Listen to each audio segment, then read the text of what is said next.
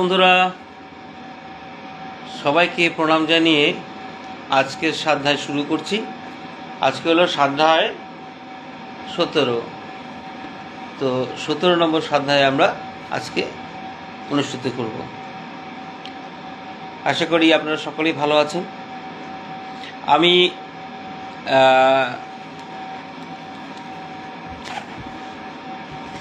বেদবাণী প্রথম খণ্ড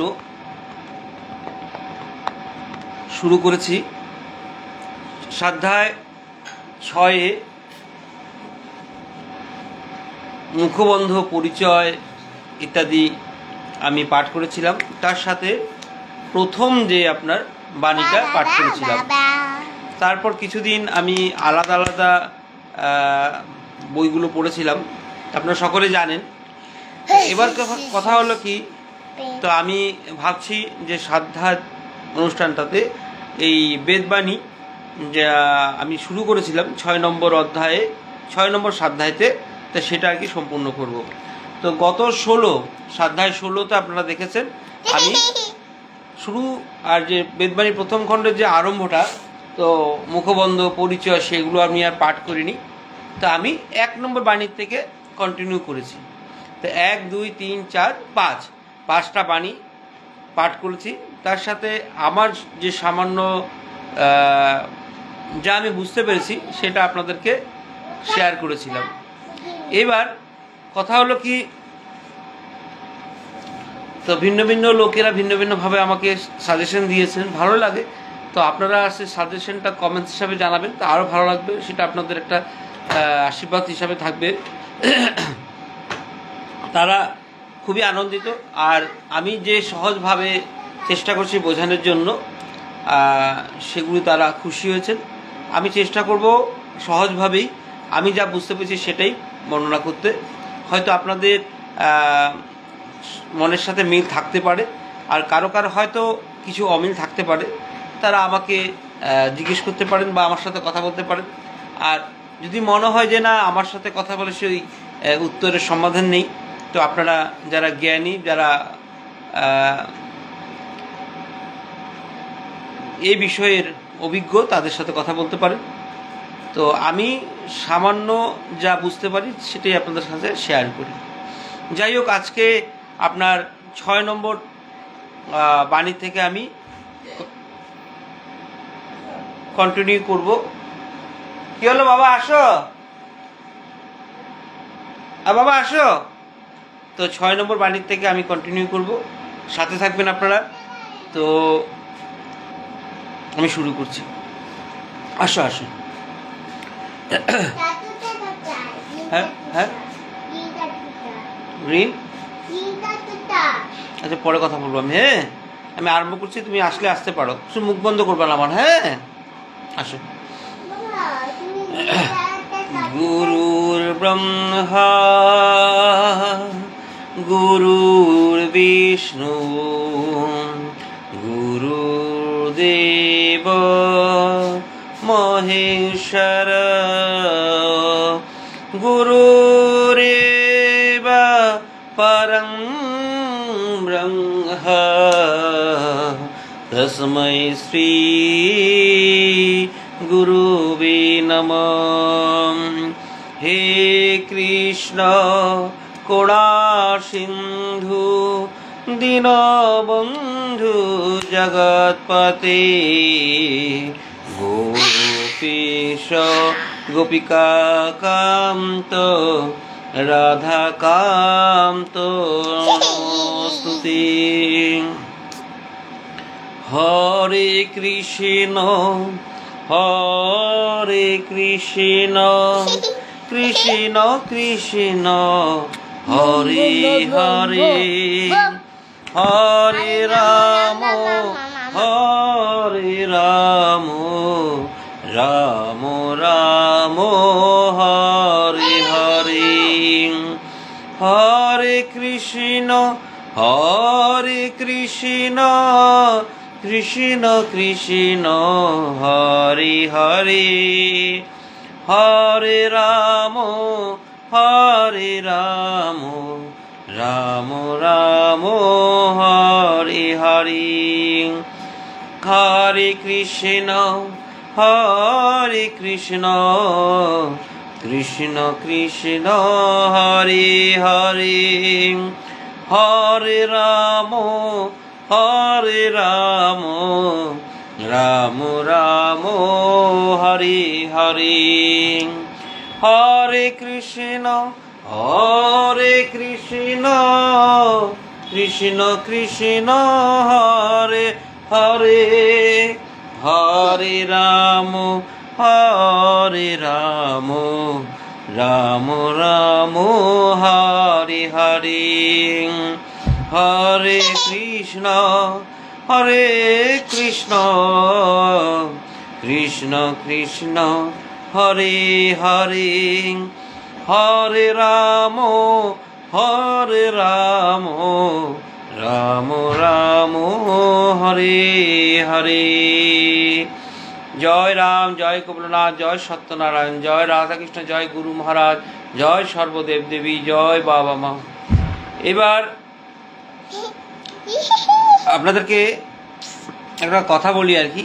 তো আমার এক ফেসবুক বন্ধুই আমাকে বলছে যে সময়টা আমি কেন নির্ধারণ করি না। ঠিকই, কথাটা সত্যি যে সময় একটা নির্ধারণ করলে কি হয়, সকল বন্ধুরা সেই সময় জ্ঞাত থাকে যে এই সময়ে বসবো। তো আমি আশা করি আগামী দিনে এই ব্যাপারটা আমি ঠিক করার চেষ্টা করব। তো সময়টা আমি ঠিক করে নেব, হয়তো এটা এই 8:45 মানে 7:45 আমাদের ভারতীয় সময় অনুযায়ী আমি সেটাই ভাবছি, 7:45। আর 1-2 মিনিট বা 5 মিনিট 7 মিনিট আপনার সময়টা কি হয়, কখনো কখনো নেটের প্রবলেম থাকতে পারে, তার জন্য 7:45 থেকে 8-এর মধ্যে আমি মানে 7:45 থেকে 8টার মধ্যে বসার চেষ্টা করব। তো এই যে স্লো কানেকশন গন্ডগোল একটা থাকেই, আজকেও আবার দেখাচ্ছে। আশা করি কন্টিনিউ করতে পারবো, আজকে ঠাকুরের যেন কৃপা থাকে। তো আর বেদবাণী আমি তাহলে শুরু করি 6 নম্বর বাণীর থেকে। আমি সেদিন আপনাদের বলছিলাম যে এখানে বাণীর মধ্যে হলো, বাণীগুলো হলো একটা পত্রাংশ, মানে আপনার চিঠির একটা অংশ, পত্রের একটা অংশ। এখানে কিছু কিছু পত্রাংশ খুবই ছোট, আর কিছু কিছু পত্রাংশ কিছু বড়। আর বড় বড় যেগুলো যখন আমি পাঠ করব, তখন আমি হয়তো 1বার বা 2বার পাঠ করার পরে আমি আবার আমার যেটা সামান্য জ্ঞান সেটা আপনাদের সাথে শেয়ার করার পর আমি আবার চেষ্টা করব ওটাকে আমি আবার পাঠ করে দেওয়ার জন্য। তার জন্য হয়তো সময় একটু বেশি লাগতে পারে, কিন্তু আমি কন্টিনিউ করব। আর কিছু কিছুই নিব। আজকে যে ওদিন যখন 5টা নিয়েছিলাম, তো আজকেও তেমনটা চেষ্টা করব, যদি না হয় তো কম বেশি হবে আর কি। আর আপনাদের আমি আবার জানিয়ে রাখি, পত্রাংশগুলো মানে বাণীগুলো, বেদবাণীগুলো 6 নম্বর বাণী পড়বো। তো ওখান থেকে আপনারা বুঝতেই পারবেন যেগুলো ছোট ছোট বাণী, সেটা তো সহজে আপনারা অনুধাবন করতে পারবেন, কিন্তু মানে অনেক বড়। লেখাটা ছোট কিন্তু মানে অনেক বড়, তো আপনারা চেষ্টা করবেন। আর আরেকটা কথা বলে রাখি, কিছু কিছু পত্রাংশ একটু বড় আকৃতির, তো সেখানে কিন্তু আপনাদের মনটা একান্ত হতে হবে, মানে অল্প শুনতে হবে ভালো। আর আমি আবার রিকোয়েস্ট করি, যারা এই ভিডিওটা বর্তমান দেখছে তারা কাইন্ডলি স্কিপ করবেন না, আপনারা দেখবেন। আর তার সাথে আপনারা চেষ্টা করবেন আপনাদের বাড়ির যারা বৃদ্ধ বৃদ্ধা বয়স্কা আছে তাদেরকে একটু শোনানোর, আর তার সাথে সকলকে শোনাতে পারেন। তো আমি তার সাথে আরেকটা কথা অ্যাড করে দিই, যারা পাঠ করে, যারা পাঠ শোনে, আর যারা পাঠ শোনানোর ব্যবস্থা করে, তারা একই ফল লাভ করে। তো বন্ধুরা, আমি এখন বাণী, বেদবাণী মানে বেদবাণীর প্রথম খণ্ডের আমি 6 নম্বর বাণী আমি আজকে শুরু করছি।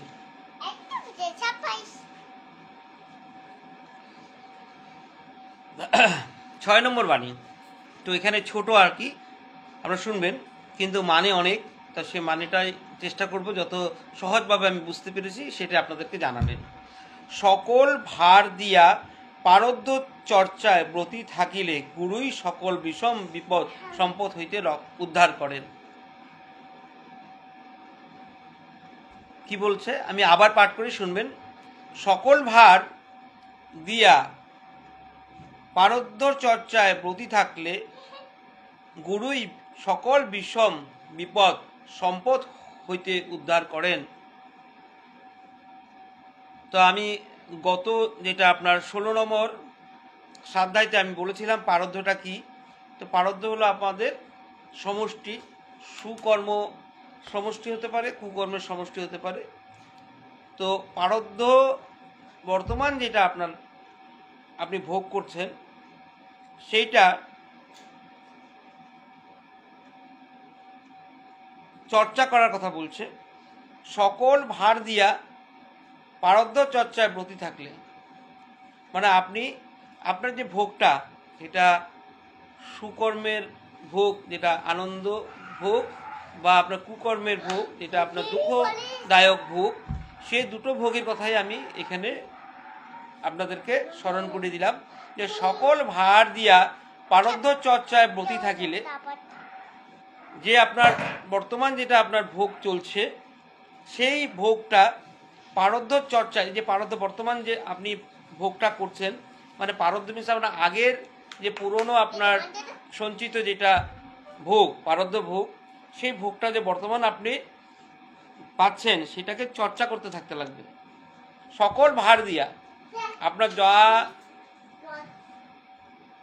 শক্তি আছে সেই শক্তি অনুযায়ী আপনি সে পারদ্ধ চর্চা, যে আপনি বর্তমান যে চলছেন সেই পারদ্ধ চর্চায় ব্রতী থাকিলে, কন্টিনিউ করতে থাকলে গুরুই সকল বিষম বিপদ সম্পদ হইতে উদ্ধার করেন। তখন গুরু কি করে, সেই সুখটাকে আরও সুখের রাজ্যে নিয়ে যায়, আর দুঃখটাকে লাঘব করিয়ে দেয়, মানে কমিয়ে দেয়। তো আমি আবার পাঠ করি, 6 নম্বরটা আপনারা শুনবেন। সকল ভার দিয়া পারদ্ধ চর্চায় ব্রতী থাকিলে গুরুই সকল বিষম বিপদ সম্পদ হইতে উদ্ধার করেন।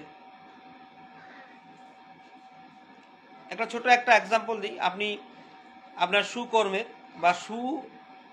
যেটা সমষ্টি, যে পারদ্ধ ভোগ, সেই পারদ্ধ ভোগটা আপনি সুকর্মের কথা বলছি। আপনাদের বাড়িতে কীর্তনী ব্যবস্থা করেছেন, সেই কীর্তন খুব আনন্দের, বিরাট সুন্দরভাবে হচ্ছে।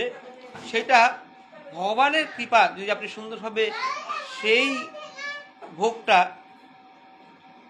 সেই চর্চাটা আপনি যদি সকল ভার দিয়া নিজের যে শক্তি আছে সেই শক্তি অনুযায়ী আপনি সম্পূর্ণভাবে সেই কাজে লেগে যান, সেই মুহূর্তে কিন্তু ভগবান, আপনারা যে বললাম গুরুই সকল বিষম বিপদ সম্পদ হইতে উদ্ধার করেন, কোনো রকম সেইখানে বিপদ ঠাকুর আসতে দিবে না। তার সাথে কি করবে, সে আনন্দটা দ্বিগুণ 3 গুণ বাড়িয়ে দিবে। সেই একই আপনার নেগেটিভ কথাটা বলছি, যদি আপনার কুকর্মের বা কোনো সেই সমষ্টি আপনার ভোগ আর কি ভোগ করছেন, যদি আপনি চেষ্টা করছেন নিজের কাজটা করার জন্য, সেই ভোগটাই আর কি, ভোগটাই আপনার উপায় নেই, সেটার থেকে তো আর আমি বা সেখান থেকে আর আমি পালিয়ে যেতে পারবো না, সেই ভোগটা আমার ভোগ করতেই হবে। তখন আপনি যদি নিজের কর্মটা, সেই ভোগের সময় দুঃখ লাগবে, অনেক কষ্ট, সেই কষ্টটার সহিষ্ণুতা মানে ধৈর্য সহকারে আপনার পালন করতে হবে। সেই মুহূর্তে যখন আপনি সেই পারদ্ধ ভোগটা চর্চা করতে থাকবেন, সেটা ব্রতী হিসাবে, আপনার ব্রত হিসাবে আপনি নিতে থাকবেন, তখন গুরুই সকল বিষম বিপদ হইতে উদ্ধার করেন। উনি কি করবে, সেই সময় আপনার যে দুঃখ ভোগটা উনি হয়তো কমিয়ে দিবেন, বা উনি আপনাকে লাঘব করবেন, বা উনি কি করবেন, আপনাকে সেখান থেকে উদ্ধার করবেন, বা উনি পাশে এসে দাঁড়াবেন। তো আপনারা হয়তো 6 নম্বর বাণীটা বুঝতে পেরেছেন, আমি আবার পাঠ করে দিই, আপনারা শুনবেন। সকল ভার দিয়া পারদ্ধ চর্চায় ব্রতী থাকিলে গুরুই সকল বিষম বিপদ সম্পদ হইতে উদ্ধার করেন। ধন্যবাদ বন্ধুরা। এবার 7 নম্বর, আমি 7 নম্বরে যাচ্ছি। যথাসাধ্য ভগবত চিন্তা করিতে হয়, সকল ভার গুরুতে ন্যস্ত করিয়া উপস্থিত সংসারের প্রারব্ধ কর্ম যাহা যাহা আছে সাধ্য অনুসারে করিয়া যাইতে হয়, কোনো বিষয়ে অধিক হর্ষ বিষাদ করিতে নাই। তো বাণী 7 নম্বর বাণীটা আমি আপনাদের পড়ে শোনাচ্ছি। তুমি দুষ্টমি করছো কেন, মুখ দিয়ে কেমন কেন লাগাচ্ছ? বললাম না করে না, নোংরা কাজ করে না। তো আমি আরেকবার পাঠ করি, তারপর বোঝানোর চেষ্টা করব। মুখটা লাগায় না, মুখটা লাগালে কি হয়, তোমার মুখের মধ্যে ধুলাগুলি লেগে যাবে না। ঠিক আছে, গুড বয় না তুমি? ওই যে বন্ধুরা দেখছে। ঠিক আছে, হ্যাঁ এদিকে যাবে। ঠিক আছে, এদিক দিয়ে যাও, পেছন দিক দিয়ে যাও, আমি এখানে বই পড়ছি না। তো বন্ধুরা,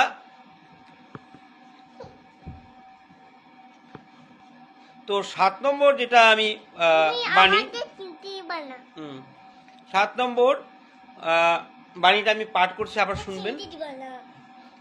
যথাসাধ্য ভগবত চিন্তা করিতে হয়, সকল ভাল গুরুতে ন্যস্ত করিয়া উপস্থিত সংসারের পারদ্ধ কর্ম যাহা যাহা আছে সাধ্য অনুসারে করিয়া যাইতে হয়, কোনো বিষয়ে অধিক হর্ষ বিষাদ করিতে নাই।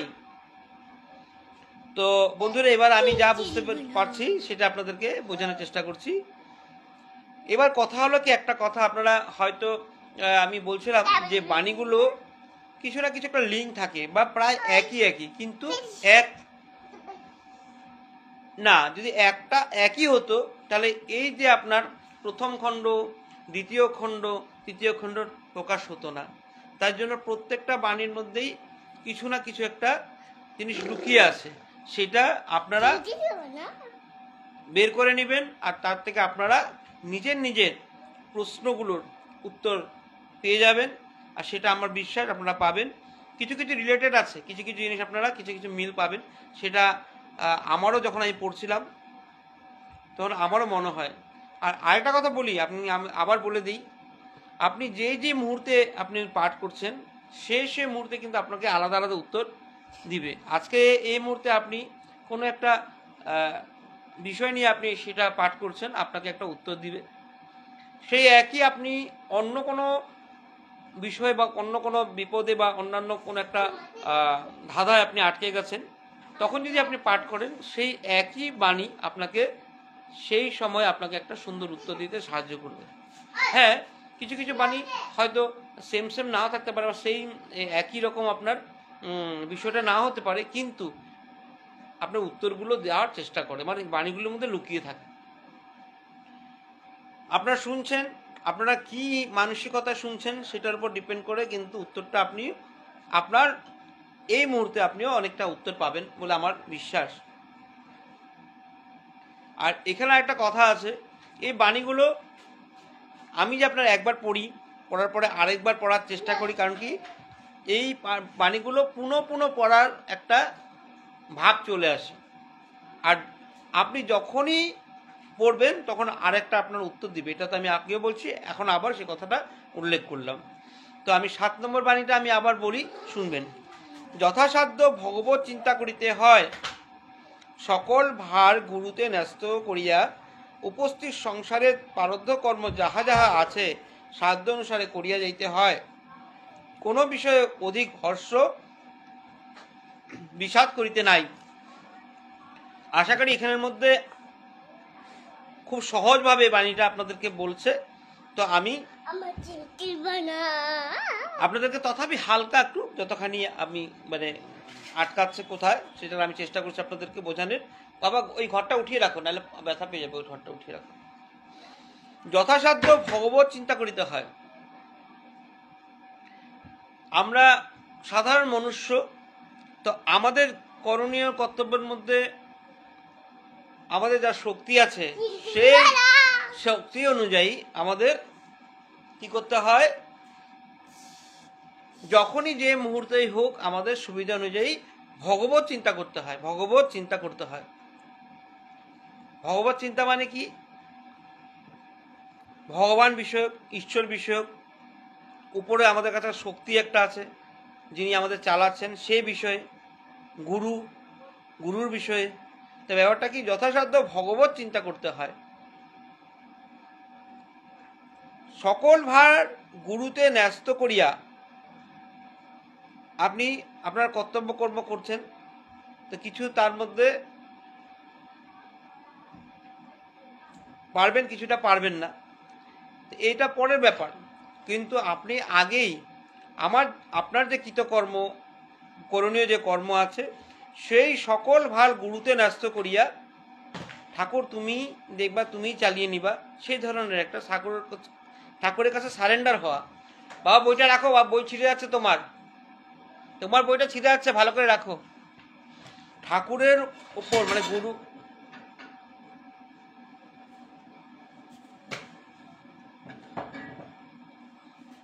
সকল ভার গুরুতে ন্যস্ত করিয়া ঠাকুরের উপর, গুরুর উপরেই আপনি ছেড়ে দিলেন।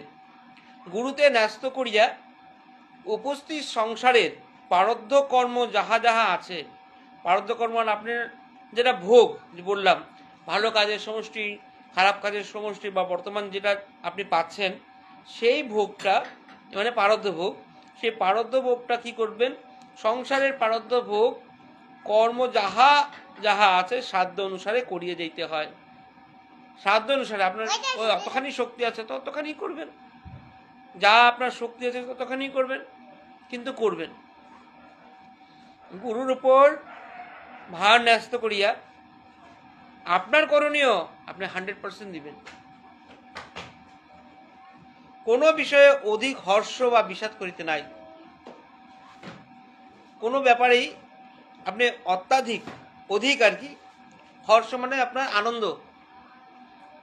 আনন্দ করিতে নাই, তার সাথে বিষাদ দুঃখ করতে নাই।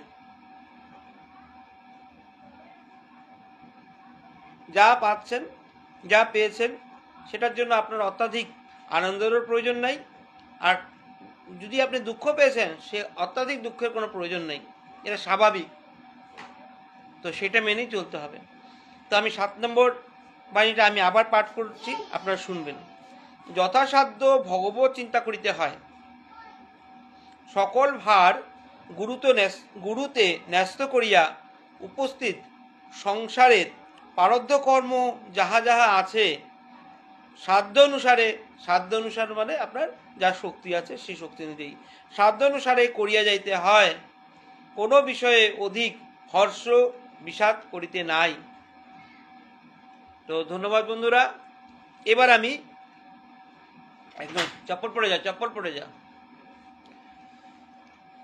পায়ে ঠান্ডা লাগবে, চপ্পল পরে যাও।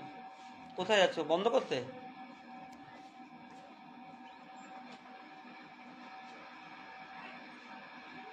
এবার বাণী 8, আমার 8 নম্বর বাণী আমি পাঠ করব।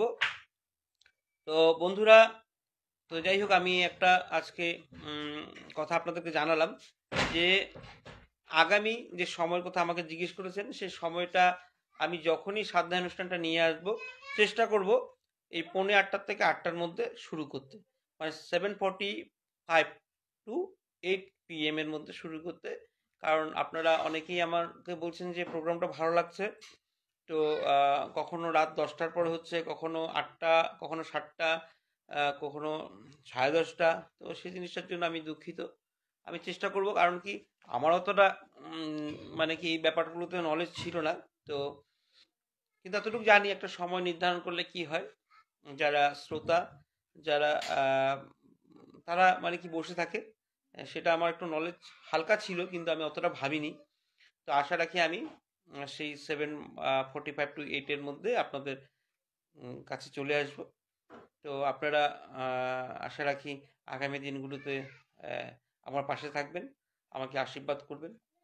তো ঈশ্বরের কৃপায় যেন আমি সম্পূর্ণভাবে পাঠগুলো সুন্দর করে পড়তে পারি আর আপনাদেরকে শোনাতে পারি, আর সবাই যেন ভালো থাকে, আমি যেন ভালো থাকি, এই কামনা নিয়ে আমি আবার 8 নম্বর বাণী পাঠ করছি, আপনারা শুনবেন।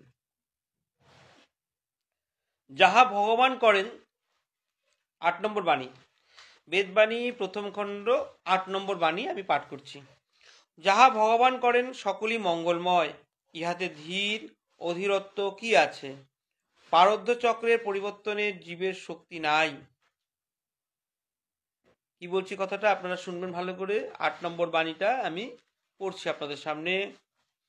তো 8-এর সাথে একটা 8-এর ক আছে, তাই আমি আপনাদেরকে 8-এর কটা সাথে পড়ে বলে রাখছি, আপনারা শুনবেন। ওই মানে ওই চিঠির মধ্যেই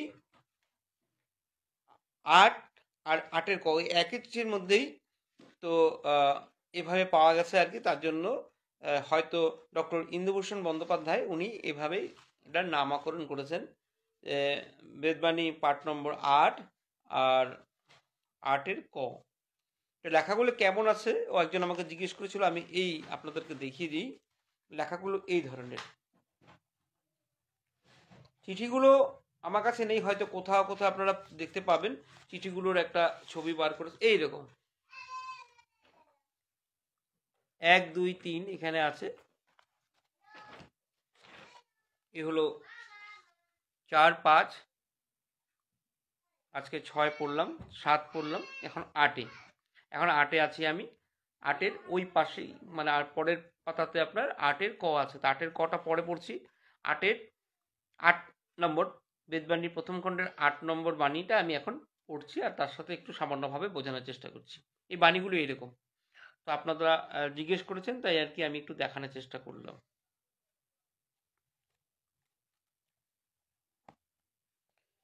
তো বন্ধুরা, 8 নম্বর বাণীটা এইরকম: যাহা ভগবান করেন সকলই মঙ্গলময়, ইহাতে ধীর অধীরত্ব কি আছে? পারদ্য চক্রের পরিবর্তন জীবের শক্তি নাই। তো আমি চেষ্টা করছি আপনাদেরকে বোঝানোর, যতখানি আমার বুঝতে পেরেছি সেটাই আমি বোঝাবো। যাহা ভগবান করেন সকলই মঙ্গলময়, এইটাতে তো আর আপনাদেরও দ্বিমত থাকা উচিত না। যদি আপনার ভালো, সেটাও ভগবান মঙ্গলের জন্যই করেছেন, আর যদি কোনো রকম খারাপ হয়েছে সেটা আপনার মঙ্গলের জন্য। কিন্তু সেই সময়তে হয়তো সেই আনন্দটা আমাদের বিরাট আনন্দ দেয় বা সেটা আমাদের ভুলিয়ে রাখে, তা আমরা মনে রাখতে পারি না। কিন্তু যখন দুঃখ পাই, কিন্তু আমাদেরকে তখন স্মরণ চলে আসে, আরে ভগবান আমার সাথে খারাপ করেছে। তো সেটা তো স্বাভাবিক, মনটা আমাদের কি কষ্টটা আমাদেরকে বেশি মানে সময় মনে রাখতে মনে থেকে যায়, আর আনন্দটা পট করে চলে যায়। তো ওটাই আর কি আপনাদের সাথে বা আমার সাথে বা সকলের সাথে যাহাই হয়, তো ভগবান মঙ্গলের জন্যই করেন। এটা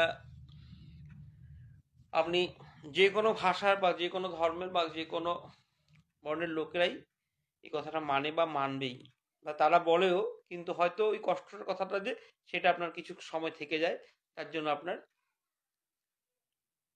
এটা ভুলতে পারে না। তো এখানে কি বলছে বাণী 8 নম্বর বাণীতে, যাহা ভগবান করেন সকলই মঙ্গলময়।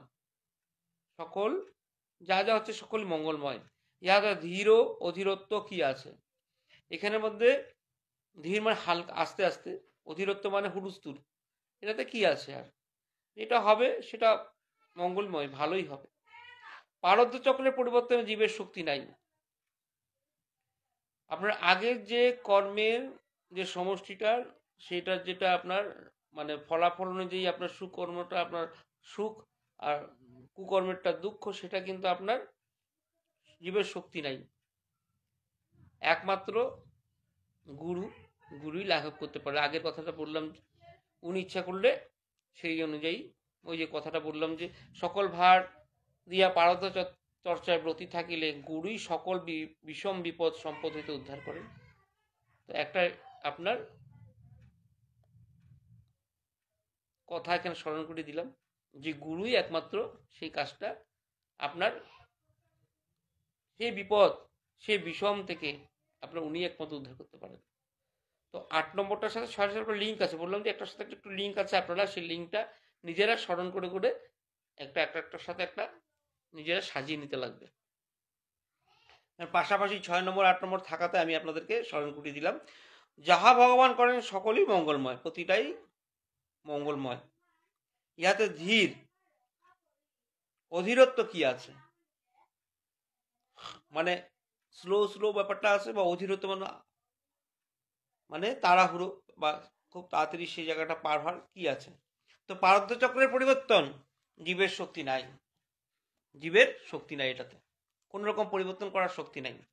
এটা আমার হাতে নেই, বা আপনার হাতে নেই, বা আমাদের কারো হাতেই নেই। তো এখানে 8 নম্বরটা বলছে, তার সাথে আমি আপনাদের স্মরণ করিয়ে দিই, তো জীবের শক্তি না সত্যি, কিন্তু আপনার সেই কাজটা যদি আপনি পারদ্য চর্চায় ব্রতী থাকেন, সকল ভার দিয়া পারদ্য চর্চায় ব্রতী থাকিলে গুরুই সকল বিষম বিপদ সম্পদ হইতে উদ্ধার করে। ওটা কিন্তু আলাদা, আমি জাস্ট আপনাদের একটু মনে করিয়ে দিলাম। তো ধন্যবাদ বন্ধুরা। এবার 8 নম্বরের ক।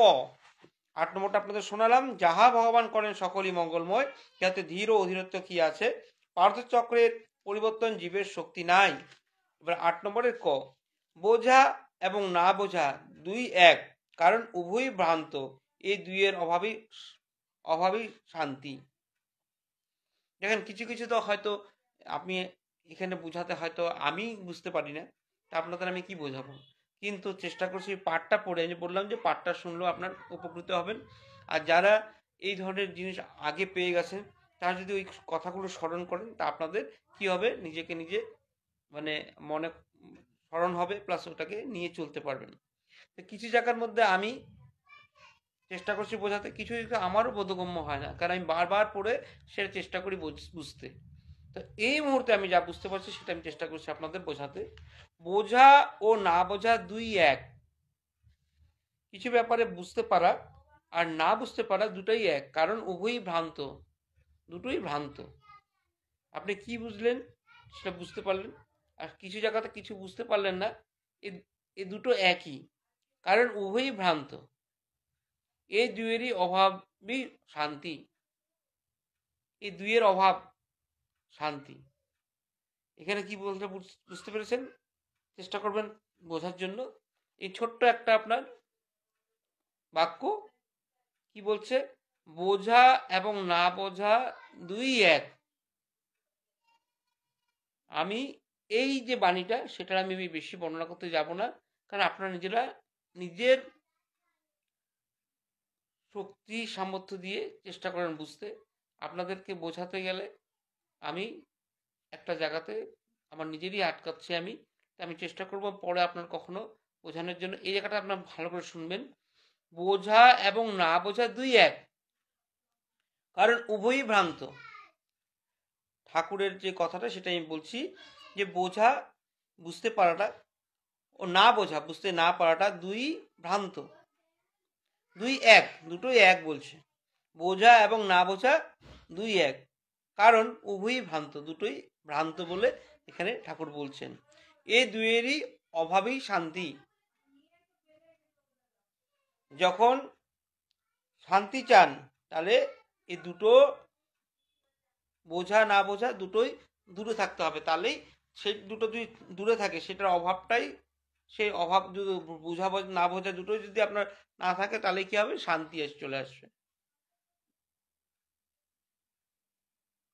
সামান্য যা বুঝতে পেরেছি সেটাই আপনার বলছি। বুঝতে পারা আর বুঝতে না পারা দুটো এক, উভয়ই ভ্রান্ত, এই দুয়ের অভাবেই শান্তি।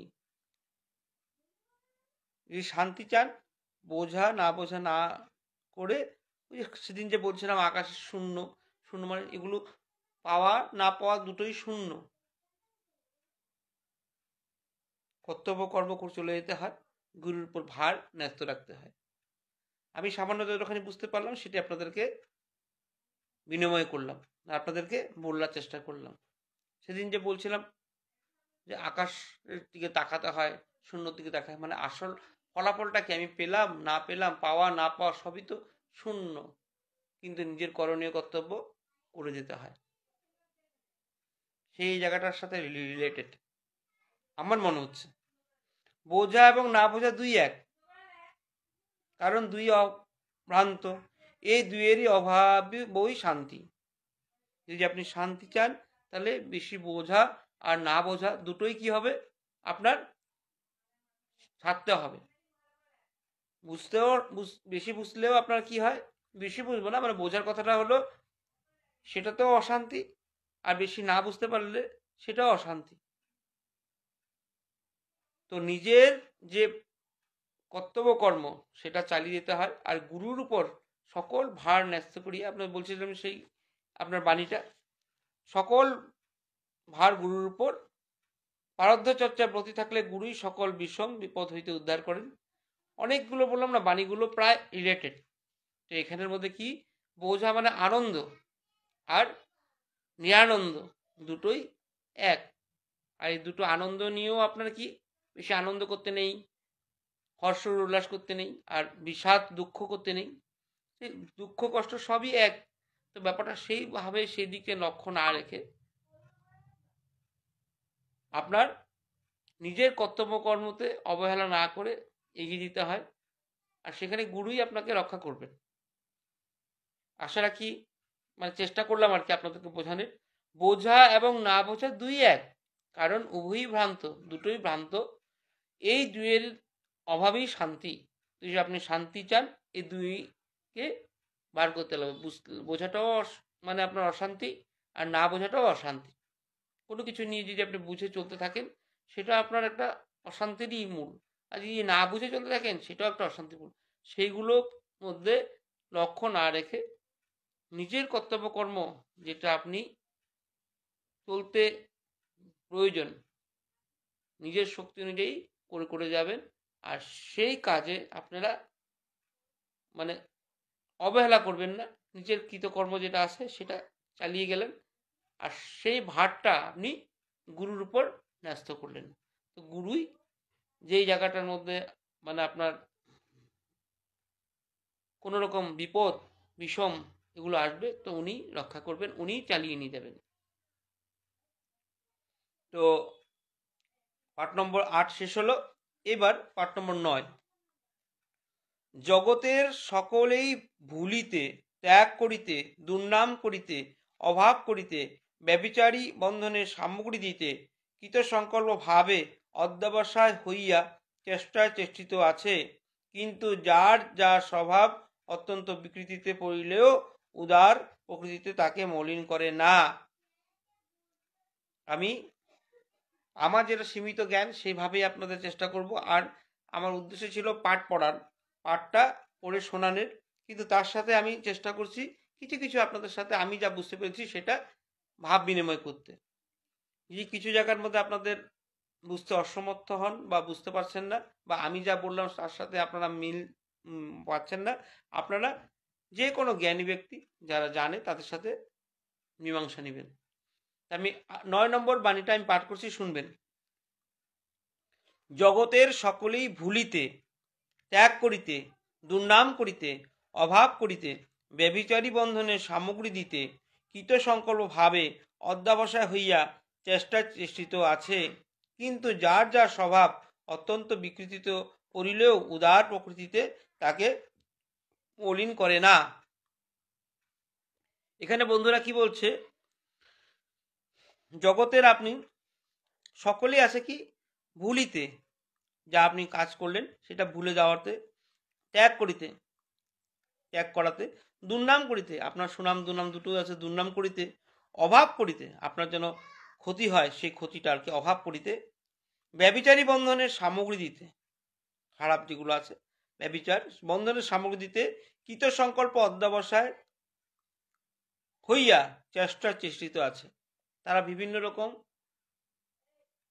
আপনার সাথে বা আপনার যে সার্কেলটা আছে সেই সার্কেলটাতে এরা সবসময় আপনাকে বা সেই ধরনের একটা চেষ্টায় ওরা চেষ্টিত আছে, ওরা ট্রাই করেই যাচ্ছে। আমি আবার বলি, জগতের সকলেই ভুলিতে, ত্যাগ করিতে, ভুলিতে বুঝতে পারেন আপনি যা যা ঘটনা আছে সেগুলো আস্তে আস্তে ভুলে যায় আর কি তারা। তো ভুলিতে, ত্যাগ করিতে, আস্তে আস্তে আপনার যে ভালো রিলেশন বা সম্পর্ক সেটা ত্যাগ করা, সেগুলো হয়, বা অন্যান্য অনেক কিছু ত্যাগ করা। দুর্নাম করিতে, সুনাম দুর্নাম দুটো আছে, দুর্নামটার কথা এখানে উল্লেখ করেছে। অভাব করিতে, আপনার যে আপনি যেন একটা ক্রিটিক্যাল পজিশনে চলে আসেন বা আপনার জন্য একটা খারাপ জায়গায় চলে আসেন, তো সেই অভাব করিতে, ব্যভিচারী বন্ধনের সামগ্রী দিতে, আপনার বিভিন্ন রকম যেন খারাপ হয় সে ধরনের একটা সামগ্রী দিতে, কৃতসংকল্পভাবে অধ্যবসায় তারা কন্টিনিউ চালিয়ে যাচ্ছে, চেষ্টায় চেষ্টিত আছে, তারা ট্রাই করে যাচ্ছে।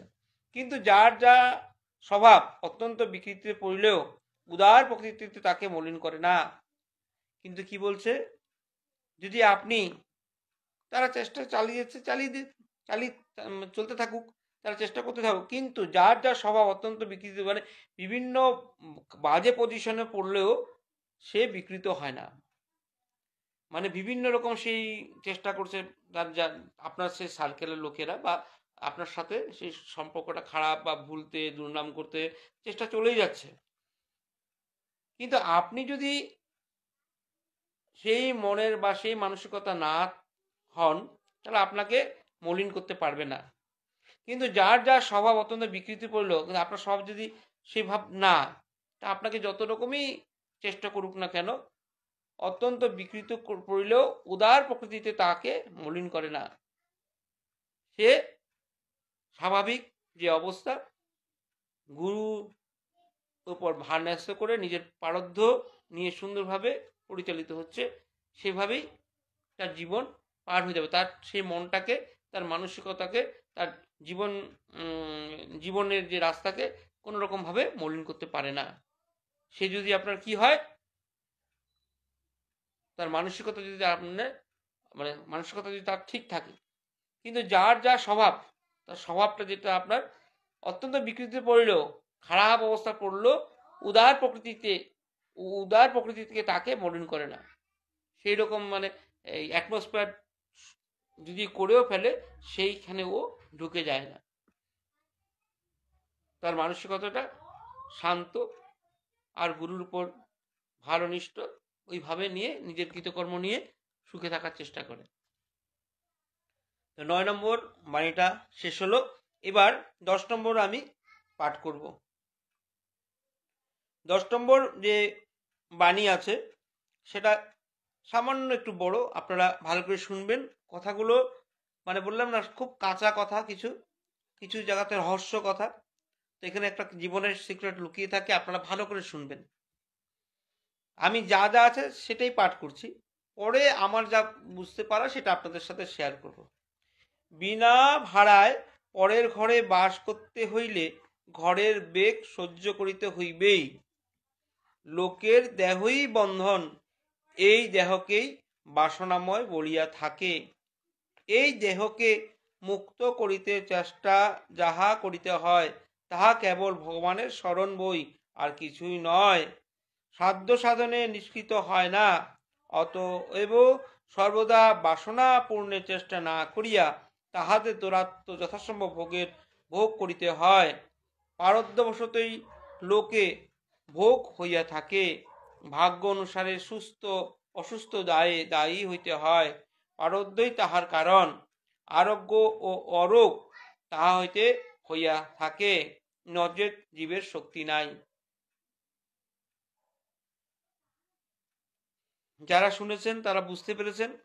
আমি কিছু জায়গাতে রিপিট করব বলছিলাম, তো আমি আবার রিপিট করছি, ভালো করে শুনবেন, তারপর আমি চেষ্টা করবো একটুখানি বোঝানোর। বাণী 10 নম্বর, বেদবাণী প্রথম খণ্ড 10 নম্বর বাণীটা। বিনা ভাড়ায় পরের ঘরে বাস করিতে হইলে ঘরের বেগ সহ্য করিতে হইবেই। লোকের দেহই বন্ধন, এই দেহকেই বাসনাময় বলিয়া থাকে। এই দেহকে মুক্ত করিতে চেষ্টা যাহা করিতে হয়, তাহা কেবল ভগবানের শরণ বই, আর কিছুই নাই। সাধ্য সাধনে নিষ্কৃত হয় না, অতএব সর্বদাই বাসনা পূর্ণের চেষ্টা না করিয়া তাহাদের দৌরাত্ম যথাসম্ভব ভোগ করিতে হয়। পারদ্ধবশতই লোকে ভোগ হইয়া থাকে। ভাগ্য অনুসারে সুস্থ অসুস্থ দায়ী হইতে হয়। পারদ্ধই তাহার কারণ, আরোগ্য ও অরোগ তাহা হইতেই হইয়া থাকে, নচেৎ জীবের শক্তি নাই। তো বন্ধুরা, আপনারা শুনবেন ভালো করে। এবার আমি চেষ্টা করছি, আমি যা বুঝতে পেরেছি আপনাদের সাথে শেয়ার করার জন্য। বিনা ভাড়ায় পরের ঘরে বাস করিতে হইলে ঘরের বেগ সহ্য করিতে হইবেই। সাধারণ একটা উপমা দেওয়া হয়েছে। আপনি একটা শহরে গেছেন থাকার জন্য, তো ওখানে আপনার থাকতে দেওয়া আছে, কিন্তু কোনো পয়সা দিতে লাগবে না বলছে। তো ঘরটা এমন যে কখনো কখনো বৃষ্টি জলও পড়ে, কখনো কখনো রোদের আলো ঢোকে, কখনো কখনো হাওয়া দিলে হাওয়া আপনার গায়ে লাগে, সেটাতে আপনার কষ্ট হয়। গরম ঠান্ডা সব কিছুতে আপনার কষ্ট হয়। তো ব্যাপারটা ওটাই যে বিনা ভাড়া যখন আপনি ওই ঘরটাতে থাকতে গেছেন, ওই শহরে থাকতেই হবে আপনার, তো তার মধ্যে পয়সা দিতে লাগবে না বলছে, বিনা পয়সায় থাকতে লাগবে। তখন আপনার ওই ঘরটাই থাকতেই লাগবে, ওই ঘরটাই পার্টিকুলার একটাই ঘর আজ পাওয়া গেছে যেটাতে আপনি থাকতে পারবেন, কিন্তু পয়সা দিতে লাগবে না। তো ওই মুহূর্তে আপনি কি করবেন? আপনার তো আর কোনো উপায় নেই। সেই বাড়ির বৃষ্টির জলে পড়ুক, রোদই পড়ুক, সে ঠান্ডা হাওয়া আসলে সেই ঠান্ডা হাওয়া আপনার গায়ে লাগুক, কিন্তু আপনার সব কিছু আপনার কি করতে লাগবে? সহ্য করতে লাগবে। গরম হোক ঠান্ডা হোক, সেই মুহূর্তগুলো আপনার প্রতিটা ঋতুরই আপনার কি করতে লাগবে? সহ্য করতে লাগবে। এখানে একটা উদাহরণ দেওয়া হলো সেই শহরে বা সেই বাড়িতে থাকার। সেই একই আমরা আমাদের যে শরীরটা যে পেয়েছি না, শরীরটা হলো একটা ভাড়া ঘর। এটা আমরা জন্মসূত্রে বা বিভিন্ন কারণবশত আমরা এই শরীরটা পেয়েছি। এটাতে আমরা ভাড়া নিয়েছি, এই শরীরটা আমাদের নিজের না। এটার মধ্যে রোদ, বৃষ্টি, বাতাস সকলেই সহ্য করতে লাগবে। ঠাকুর বললাম না, খুব কাঁচা ভাষায় খুব সুন্দরভাবে কথাগুলো বলে দেয়।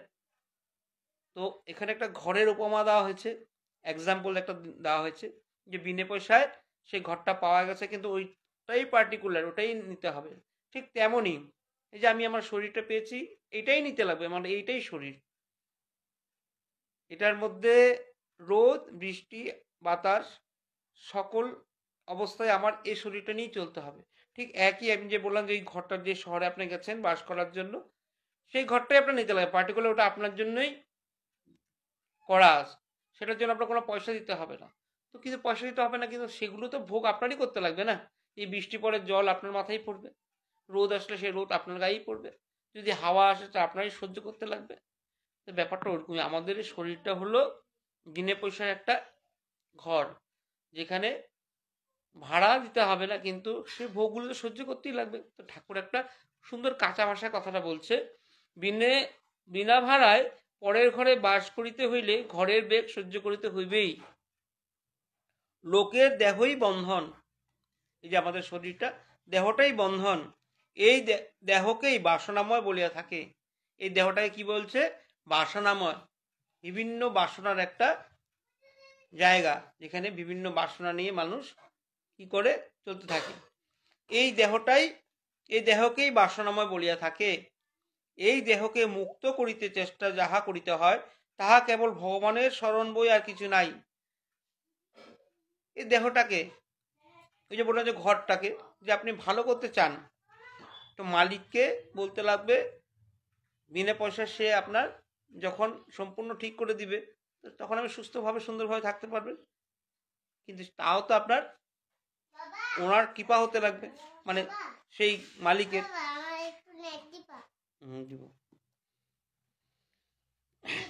কি বলছি? এই দেহকে মুক্ত করিতে চেষ্টা করিতে যাহা করিতে হয়, তাহা কেবল ভগবানের স্মরণ বই, আর কিছু নাই। ভগবানের স্মরণ না অবধি সেই দেহকে আপনি মুক্ত করতে পারবেন না। সেই দেহকে মুক্ত করতে গেলে আপনার কি করতে হবে? ভগবানের স্মরণ, যাহা কেবল ভগবানের স্মরণ বই, আর কিছুই নাই। ভগবানের স্মরণ বই আর কিছুই নয়। দেহটাকে এখানে কি বলছে আমি আবার বলি, এই দেহকেই বাসনাময় বলিয়া থাকে। এই দেহকে মুক্ত করিতে চেষ্টা যাহা করিতে হয়, দেহটাকে মুক্ত করার জন্য কেবল ভগবানের স্মরণ বই, আর কিছু নয়। সাধ্য সাধনে নিশ্চিত হয় না। কি বলছে? ভগবানের স্মরণ হতে হবে, সাধ্য সাধনে নিশ্চিত হয় না। আপনার কত সেই সাধ্য আছে, সেই সাধনে আপনার নিশ্চিত হয় না, কমপ্লিট হবে না। অতএব সর্বদা বাসনা পূর্ণের চেষ্টা না করিয়া আমাদের দুরাত্ম যথাসম্ভব ভোগ করিতে হয়। সর্বদাই বাসনা পূর্ণ, যে এটা করতে হবে, এটা করতে লাগবে, এটা আমার একটা বাসনা, সেটার মধ্যে মানে দৌড়াদৌড়ি না করে, হুলস্থুল না করে, সেটা চেষ্টা না করে, সেই ভোগটা আপনার করতেই লাগবে। যেটা পারদ্য ভোগ বললাম, বর্তমান যেটা আপনি ভোগ করছেন সেটা হলো আগের অর্জিত, সেটাই পারদ্য ভোগ। ভালো কর্মেরটা আনন্দ, খারাপ কর্মেরটা দুঃখদায়ক। কি বলছে? অতএব সর্বদাই বাসনা মুক্ত। আপনার যে মনের মধ্যে সেই আবোল তাবোল বা যেটা একটা কল্পনীয় বা কল্পনা করে যে আপনি আবোল তাবোল ভাবছেন, সেটার পিছনে না দৌড়িয়ে আপনার বর্তমান যেটা অবস্থা, যে ভোগটা চলছে, সেটাই ভোগ করতে হয়। অতএব সর্বদাই বাসনা পূর্ণের চেষ্টা না করিয়া তাহাদের দৌরাত্ম যথাসম্ভব ভোগ করিতে হয়। পারদ্য বশতই লোকে ভোগ করিয়া থাকে। যে কথাটা বললাম, পারদ্যবশতই যার যে ভোগ বর্তমান বা আজকের দিনে পাচ্ছেন বা আমি যেটা পাচ্ছি, এটা আমার পারদ্যবশতই আমি কি করছি, পাচ্ছি। সেই একই আপনিও যা পাচ্ছেন, সেই একই আপনার কি পারদ্যবশতই আপনারা আজকের দিনটা এইভাবে পাচ্ছেন। লোকে ভোগ করে থাকে, ভাগ্য অনুসারে সুস্থ অসুস্থ দায়ে দায়ী হতে হয়। আজকে আমার ভাবেন, আজকে আমার গ্যাস হয়ে আছে, বা আমি যা কিছু খেয়েছি সম্পূর্ণভাবে এটা ডাইজেস্ট হয় নাই, এই যে শরীরটাই পেয়েছি, এটা কিন্তু আমার ভাগ্য অনুসারে সুস্থ অসুস্থ দায়ে দায়ী হইতে হয়। ভাগ্য অনুসারে পেয়েছি, এটাকে নিয়ে আমার চলতে লাগবে। এটার জন্য আমি সাধন খুঁজবে সেটা আলাদা কথা, কিন্তু এই শরীরটা নিয়েই আমার এনজয় করতে হবে। এই শরীরটা নিয়ে আমি এনজয় করবো, মানে আজকে এখন যদি গ্যাস হয়ে আছে, আমি ওই খাবারগুলো খাবো না যে খাবারগুলো আমাকে ক্ষতি করতে পারে। বুঝতে পারলেন? যদি আমি সুস্থ আছি, তাহলে আমার যে কোনো খাবারই আমার সামনে আসুক, আমি খাবো। ওই সুখ আর দুঃখের কথাটা বলে দিলাম, যে এই যে ভাগ্য অনুসারে সুস্থ অসুস্থ দায়ে দায়ী হইতে হয়। পারদ্ধ তাহারই কারণ, এই যে পারদ্ধটা তাহারই কারণ, এটাই কারণ। আরোগ্য ও অরোগ তাহা হইতেই হইয়া থাকে। যে মানুষ যে সুস্থ হয়ে যায়, আরোগ্য লাভ করে, বা ও রোগ যে তাকে পট করে সংক্রমণ হয়ে যায় বা তার রোগে আক্রান্ত হয়ে যায়, সব পারদ্ধের সাথে রেট আছে। এটা আমি বলছি না, ঠাকুরের কথাগুলো এখানে আমি পাঠ করছি।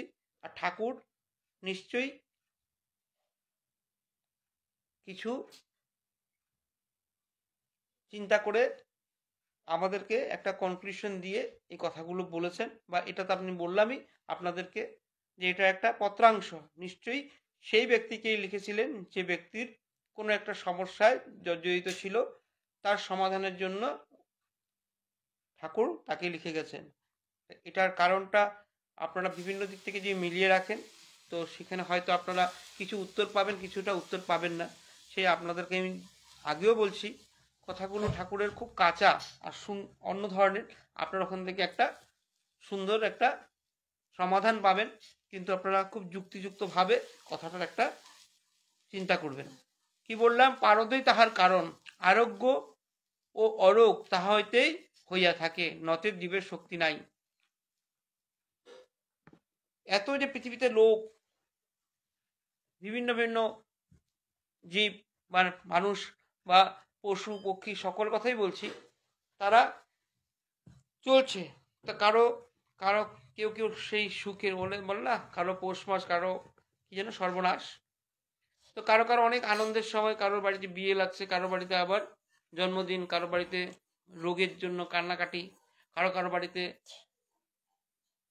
লোক পৃথিবী ছেড়ে চলে যাচ্ছে, বা কেউ কারো কারো বাড়িতে আবার নতুন এক শিশুর জন্ম হচ্ছে। প্রত্যেকটা যদি একই হতো, তাহলে সকলেরই তো সে আনন্দ থাকতো। আর সেই কারণগুলো ওইভাবে আপনারা একটু ভালো করে চিন্তা করলে বুঝতে পারবেন যে পারদটা ভীষণ একটা আপনার অনেকগুলোর কারণ।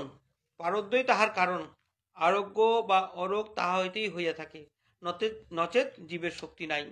তো আমি এই পাঠটা আরেকবার পড়ি, আপনারা হয়তো কিছু জায়গায় কনফিউশন হয়ে আছেন, আর আমার সীমিত শক্তি দিয়ে বোঝানোর চেষ্টা করলাম। এবার আমি পাঠটা আমি আবার রিপিট করছি, আপনারা শুনবেন।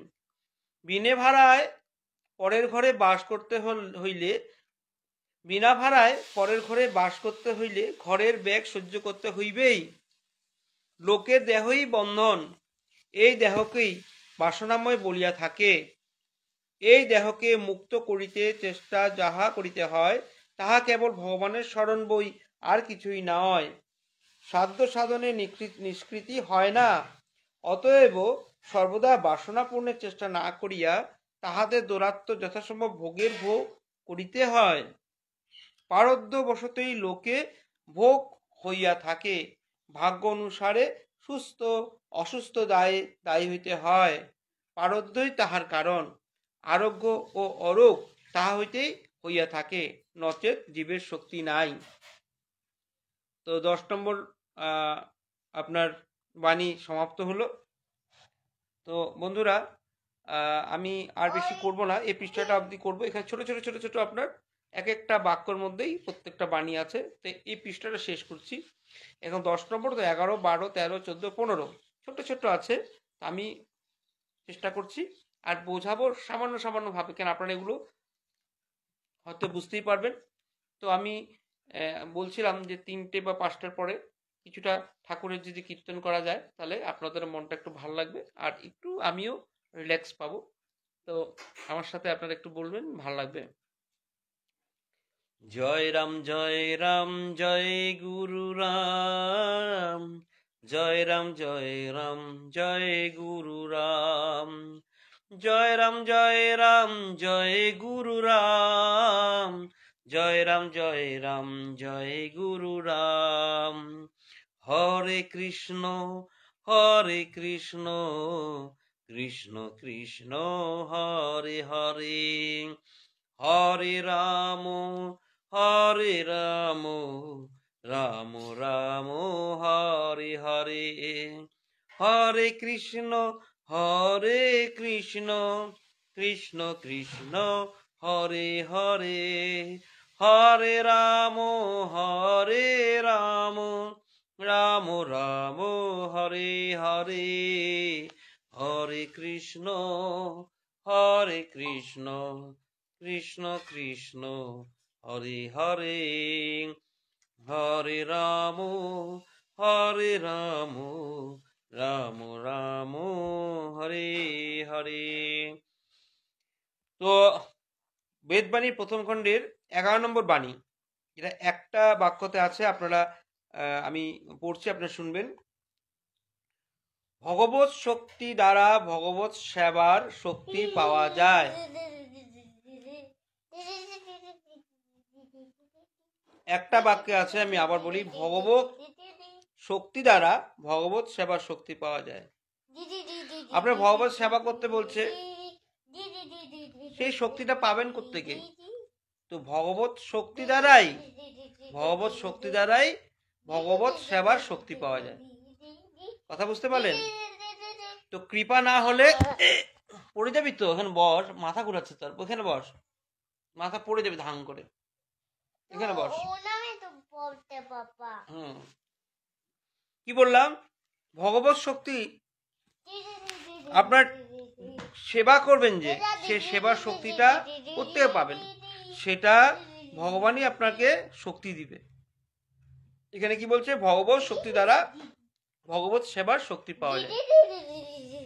তো ভগবত শক্তি যদি না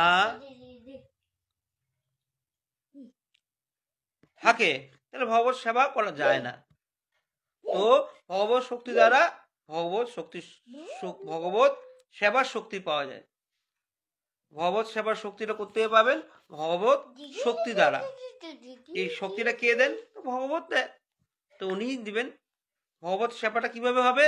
ভগবত শক্তি দ্বারা ভগবত সেবার শক্তি পাওয়া যায়। ভগবত শক্তির দ্বারা ভগবত সেবার শক্তি পাওয়া যায়। আশা করি বুঝতে পেরেছেন। এবার 12 নম্বর বাণীতে আমি আছি।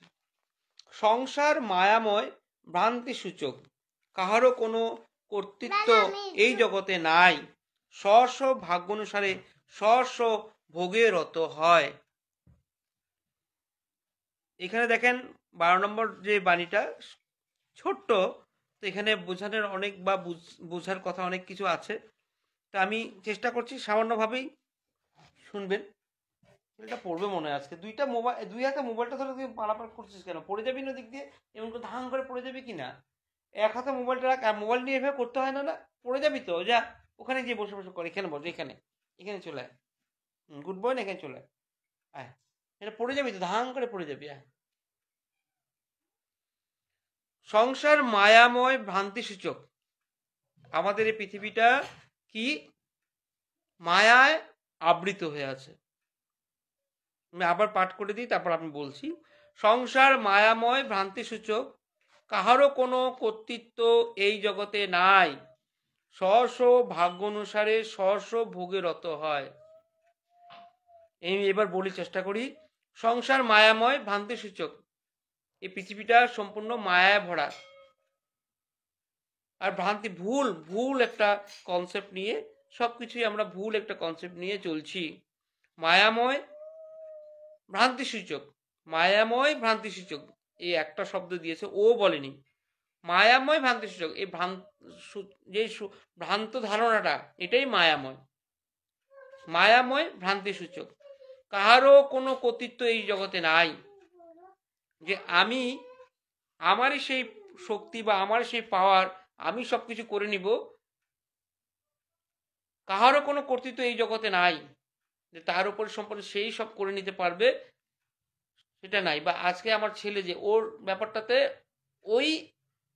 ওর ভোগের জন্য দায়ী, বা আমারটা আমি দায়ী, আমার স্ত্রীটা আমার স্ত্রী দায়ী, আমার কন্যাটা আমার কন্যাই দায়ী, বা আপনাদেরটাই দায়ী, আপনারাই দায়ী। কাহারও কোনো কর্তৃত্ব নাই ওখানের মধ্যে। আমি আমার জন্য হচ্ছে, আমি করছি এই জিনিসটা না, আমার জন্য কিছু না, আমার জন্য আমিই দায়ী। বুঝতে পারলেন? এই সারা যে সংসার দেখছেন বা আপনাদের নিজের নিজের সংসার দেখছেন, সংসারটা মায়াময় ও ভ্রান্তিসূচক। ভ্রান্তিসূচক তো বলছেই, কিরকম ভ্রান্তিসূচক? মায়াময়, মায়ায় আবৃত, আর সেটা ভ্রান্ত। কাহারও কোনো কর্তৃত্ব এই জগতে নাই।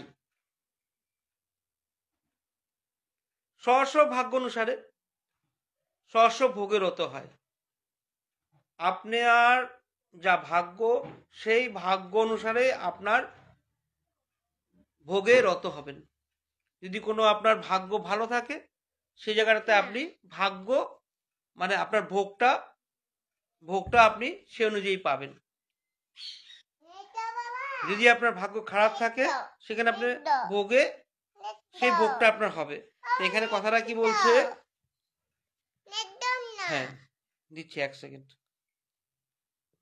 কি বলছে? আপনার প্রতিটা ব্যাপারই আপনার দেখতে লাগবে, কাহারও কোনো কর্তৃত্ব এই জগতে নাই। স্ব ভাগ্য অনুসারী স্ব ভোগে রত হয়। নিজের নিজের ভাগ্য অনুসারী কি হবে আপনার? সে এক মিনিট,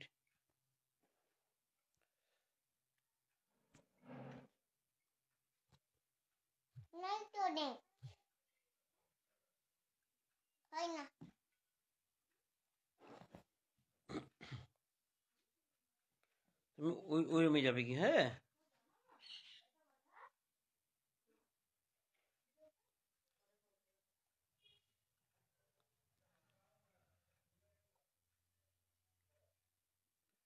ওই রুমে যাও কি, যাও ওই রুমে যাও কি, সাউন্ডটা কম, চোখ খারাপ হয়ে যাবে, চোখ খারাপ হবে। যাও ওই রুমে যাও কি। কি বলছে? সংসার মায়াময় ভ্রান্তি সূচক। তো আমাদের এই সংসার, যাও দিদিকে দিয়ে দাও, দিদিকে দিয়ে দাও। না যাও। হ্যাঁ কি বলছি কথাটা? এই সংসারটাই তোমার ভ্রান্তি সূচক। কিরকম ভ্রান্ত? মায়ায় ভ্রান্ত, মায়াময় ভ্রান্তি সূচক। কারো কোনো কর্তৃত্ব এই জগতে নাই। সে যদি ভাবে আমি করছি, আবার মানে ছেলে যদি ভাবছে ওই করছে, বা আমার মেয়ে ভাবছে ওই করছে, আমার স্ত্রী যদি ভাবে ওই করছে, বা আপনারা যদি নিজেরা নিজেরা ভাবেন যে নিজের নিজের যে আপনার একটা আপনাদের এরিয়া যেটা বানিয়ে নিয়েছেন, বা আপনাদের একটা অ্যাটমসফিয়ার বানিয়ে নিয়েছেন, বা আপনার একটা জগৎ বানিয়েছে, এটা আপনার শাসন ব্যবস্থা বানিয়ে নিয়েছেন, আপনিই করছেন, বা আপনার জন্যই হচ্ছে, বা আপনি সম্পূর্ণভাবে পরিচালনা করছেন, এটা ভুল। কি বলছে? কারো কোনো কর্তৃত্ব এই জগতে নাই।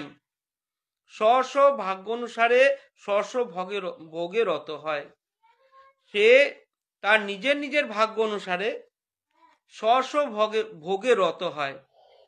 ভালো ভোগ বলেন, খারাপ ভোগ বলেন, তার ভাগ্য অনুসারে সে রত হয়। আমি এটা আবার পাঠ করে সমাপ্ত করছি। 12 নম্বর বাণী। সংসার মায়াময় ভ্রান্তি সূচক, কাহারও কোনো কর্তৃত্ব এই জগতে নাই। স্ব ভাগ্য অনুসারে স্ব ভোগে রত হয়। বুঝতে পারছেন? আমি আবার বলে দিই, সংসার 12 নম্বর বাণী। সংসার মায়াময় ভ্রান্তি সূচক, কাহারও কোনো কর্তৃত্ব এই জগতে নাই। স্ব ভাগ্যানুসারে স্ব ভোগে রত হয়। আশা করি আপনারা বুঝতে পেরেছেন। এবার 13 নম্বর বাণীতে যাচ্ছি। সত্য ধর্ম পরিচর্যায় পরমানন্দ উৎপাদন করিয়া থাকে। 13 নম্বর বাণী, সত্য ধর্ম পরিচর্যায় পরমানন্দ উৎপাদন করিয়া থাকে। সত্য ধর্ম মানে কি? যেটা সত্য, মিথ্যা আবদ্ধ নয়, এরা সত্য ধর্ম, সেটা পরিচর্যা যদি করতে থাকেন সেটাই পরমানন্দ উৎপাদন করিয়া থাকে। যদি আপনি মিথ্যাটা নিয়ে থাকেন সেটা কিছু সময় আপনাকে আনন্দ দিবে, কিন্তু ওটা টেম্পোরারি, কিছু সময়ের জন্যই, মোস্ট টেম্পোরারি, মানে খুবই সামান্য সময়ের জন্য আপনাকে আনন্দ দিবে, তারপর ওটা শেষ। তো সত্য ধর্ম, যেটা আপনার সত্য ধর্ম, সে সত্য ধর্ম পরিচর্যাটাই হলো পরমানন্দ উৎপাদন করিয়া থাকে। পরমানন্দ মানে আনন্দের অধিক, পরম আনন্দ। পরমানন্দ মানে কি? পরম আনন্দ মানে আনন্দের অধিক, দ্বিগুণ তিনগুণ যেটা বলতে পারে, পরমানন্দ। সত্য ধর্ম, সত্য ধর্ম হলো সত্যকে পরিচর্যা করা, সত্যটা নিয়ে, সত্য ধর্মটা নিয়ে, যে ধর্মটা আপনার আছে সেই ধর্ম, স্বধর্মটা, সত্য ধর্ম, স্বধর্মটা ভুল বলছি আমি, সত্য ধর্মটা, সত্য ধর্ম পরিচর্যায় পরমানন্দ উৎপাদন করিয়া থাকে। সত্য ধর্মটাকে পরিচর্যা করতে হবে, সেটাই পরিচর্যাটাই পরমানন্দ উৎপাদন করিয়া থাকে। 13 নম্বরটা আমি আরেকবার পাঠ করে সমাপ্ত করব। সত্য ধর্ম পরিচর্যায় পরমানন্দ উৎপাদন করিয়া থাকে। সত্যটা, সত্য ধর্মটা নিয়ে যখন আপনি পরিচর্যা করবেন তখন পরমানন্দ উৎপাদন করিয়া থাকে, সেটা বিরাট একটা আনন্দের ব্যাপার। ঠিক আছে? 13 নম্বর পাঠটা আমি আবার বলি, সত্য ধর্ম পরিচর্যায় পরমানন্দ উৎপাদন করিয়া থাকে। বন্ধুরা, কিছু জায়গার মধ্যে আমি একবার না দুবার না তিনবার পাঠ করছি, কারণ কি, কিছু কিছু জায়গার মধ্যে আপনারা ভালো করে বলছি, আর এই বাণীগুলো মধ্যে অনেক তত্ত্ব কথা লুকিয়ে আছে। তো এটা বারবার করে পাঠ করলে সেটার কথাটা, গুরুতত্ত্বটা কিছু কিছু বার হয়। আমি আবার বললাম, আমি এখন পাঠ করছি, আমাকে এটার একটা উত্তর দিবে, কিন্তু আমি সেই একই বাণী যদি আমি অন্য কোনো দিন, অন্য কোনো মুহূর্তে পাঠ করি, সেটা কিন্তু আমাকে আলাদা একটা উত্তর দেওয়ার চেষ্টা রাখে বা আছে এটার মধ্যে। তো তার জন্য আমি কিছু কিছু জায়গার মধ্যে বারবার করে পাঠ করছি, কারণ কি, আমি এই মুহূর্তে পাঠ করছি, এই মুহূর্তে আপনাদেরকে বোঝানোর চেষ্টা করছি, কারণ কি আমারও এই মুহূর্তে আবার বুঝে আপনাদের কিছু একটা বলতে হবে। তার জন্য কিছু কিছু জায়গার মধ্যে আমি বারবার, মানে পুনঃ পুনঃ পাঠ করে আমি আপনাদের সাথে কথাগুলো শেয়ার করার চেষ্টা করছি। ধন্যবাদ। 13 নম্বর পাঠ আমি আবার বলে এখানে সমাপ্ত করব। সত্য ধর্মই পরিচর্যায় পরমানন্দ উৎপাদন করিয়া থাকে। এবার 14 নম্বর বাণীতে আসছি। সত্যকে সেবা করিতে করিতে সতী হয়, পতিব্রতা হইলে কালের হাত হইতে সত্যকে উদ্ধার করা যায়।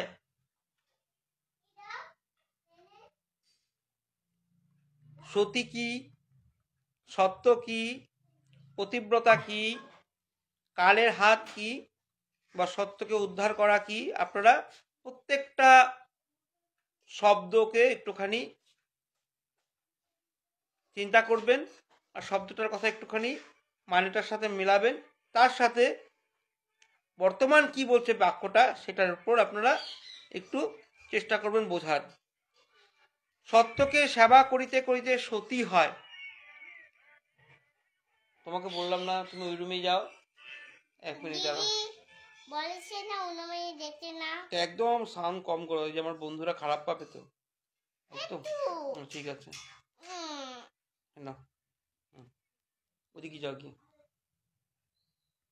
তো কি বললাম বন্ধুরা, এখানের মধ্যে একটা খুব মানে তত্ত্ব কথা লুকিয়ে আছে, ভালো করে শুনবেন। বাক্যটা আপনার দুটো বাক্য, কি বলছে, কিন্তু এটার মধ্যে অনেক কথা লুকিয়ে আছে, এটা বর্ণনা করতে গেলে কমসে কম অনেক সময় লাগবে। তো সেই জায়গায় আমি আমার যতটুকু মানে সময় আছে বর্তমান, আর তার সাথে আমার যে জ্ঞান এখন এই মুহূর্তে আপনাদের সাথে বলতে বাধ্য করছে, সেই কথাটা আমি বলবো, কিন্তু এটার মানে অনেক। আর এই কথাটা রিপিট আগামী বাণীগুলোতেও পাবেন কিছু কিছু জায়গায়, তো ওই সময় আমি আরও ভালো করে বলবো, কিন্তু এখন এই মুহূর্তে আমি বলার চেষ্টা করছি, প্রথমে আপনারা শুনে নিন আবার। সত্যকে সেবা করিতে করিতে সতী হয়, পতিব্রতা হইলে কালের হাত হইতে সত্যকে উদ্ধার করা যায়।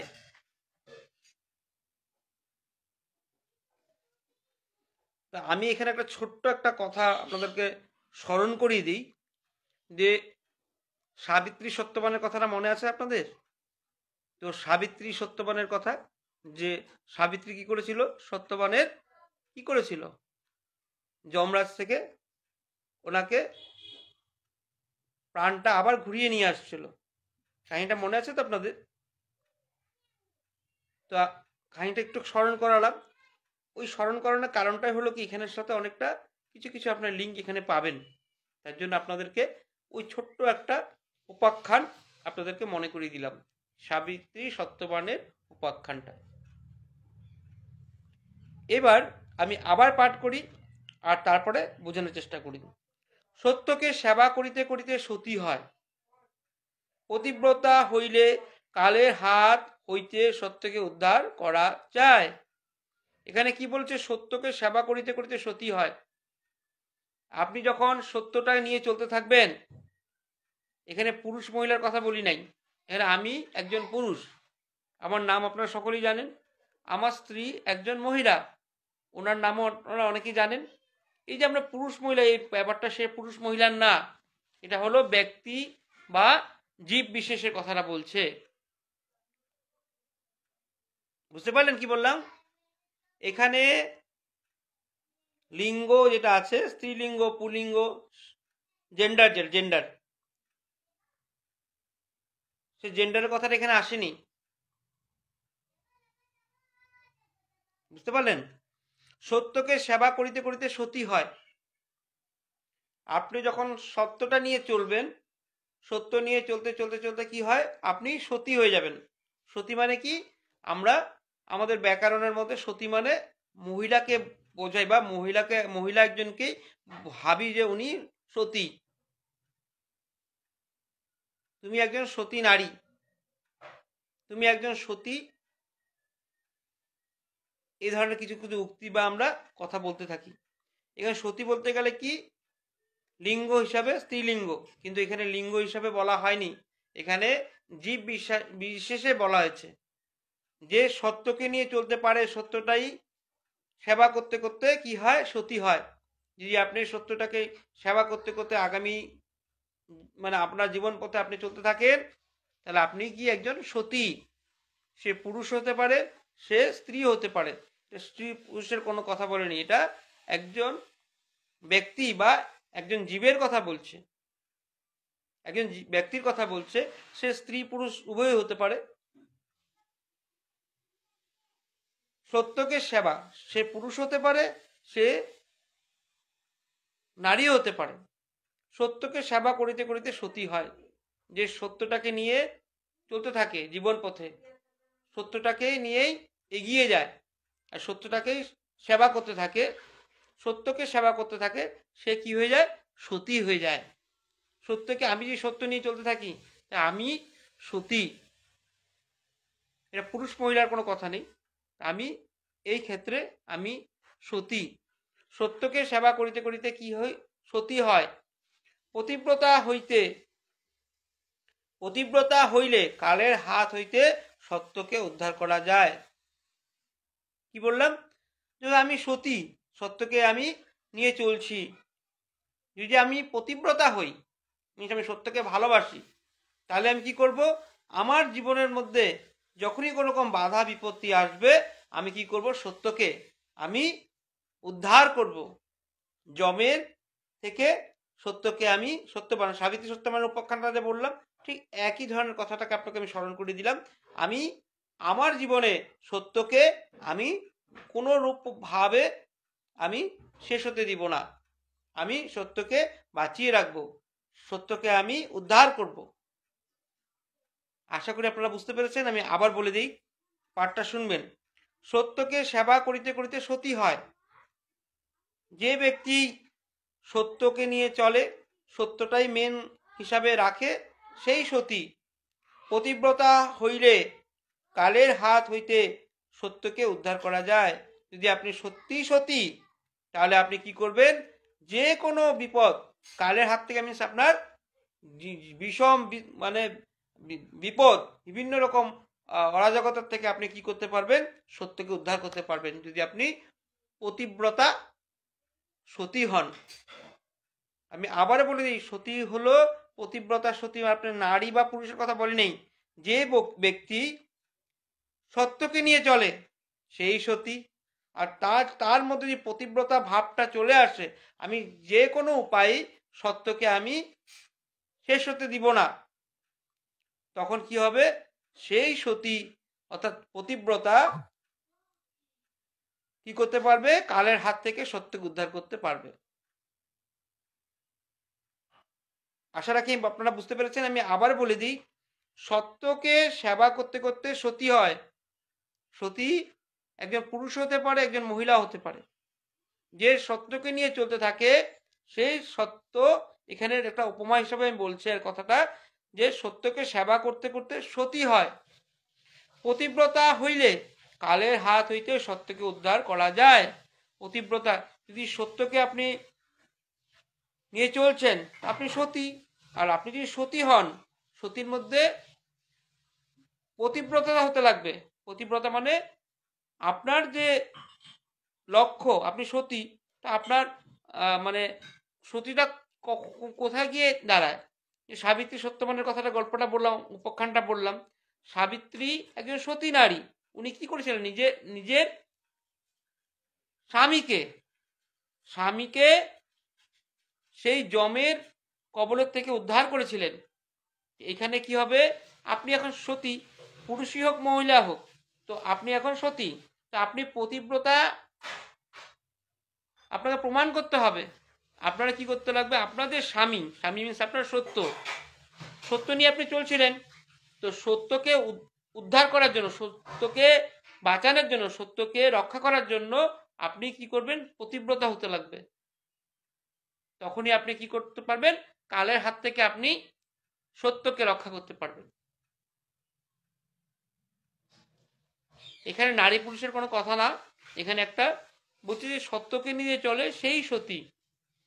আর পতিব্রতা হইলে কালের হাত হইতে সত্যকে উদ্ধার করা যায়। তো বন্ধুরা, এই জায়গাটা আমি আবার পাঠ করে 14 নম্বর বাণীটা সমাপ্ত করব। সত্যকে সেবা করিতে করিতে সতী হয়, পতিব্রতা হইলে কালের হাত হইতে সত্যকে উদ্ধার করা যায়। তো 14 নম্বর এখানে সমাপ্ত হলো। এবার 15 নম্বর আর আজকে শেষ বাণী আমি এখানে পাঠ করব, তারপর শেষ করে দিব আজকের জন্য। আগামী দিনে আমি চেষ্টা করব আপনাদের, যেটা বললাম 7:45 থেকে 8টার ভিতরে আমি চেষ্টা করব আসার জন্য। 5 মিনিট এদিক ওদিক হতে পারে, তার জন্য আমি একজ্যাক্ট টাইমটা বললাম না। 7:45 to 8 PM এর মধ্যে, 7:45 PM to 8 PM এর ভিতরে আমি আপনাদের কাছে আসার চেষ্টা করব। আর আশা রাখি আপনারা আমাকে এইভাবে সাপোর্ট করে যাবেন আর আশীর্বাদ করবেন। তো শেষ বাণীটা আমি বলছি, আপনারা শুনবেন। চিন্তায় কার্যে শ্বাস প্রশ্বাসে স্থির ভাব অবলম্বন করিয়া পতিব্রতা বা ভগবনিষ্ঠ হইলে সূচি হয়। এখানে আমি আবার পাঠ করছি, আপনারা শুনবেন।